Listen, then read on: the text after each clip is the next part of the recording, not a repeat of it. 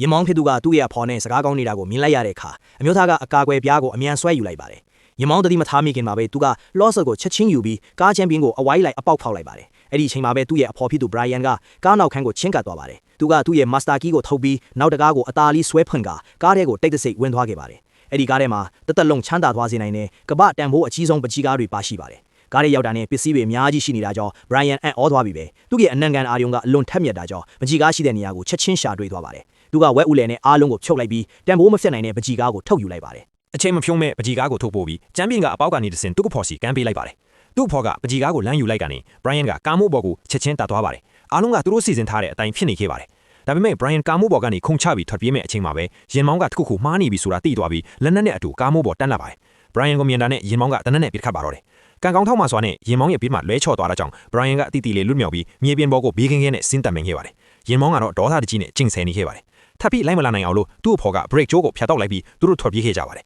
နောက်ဆုံးမှာတော့ Brian မြေပြင်ပေါ်ဘေးကင်းကင်းရောက်သွားပြီးတဲ့နောက်သူတို့နှစ်ယောက်ဟာပျော်ရွှင်ကျေနပ်စွာနဲ့ခိုးယူလာတဲ့ပကြီးကားတွေကိုတည်ဆောင်ပြီးအိမ်ပြန်သွားခဲ့ကြပါတယ်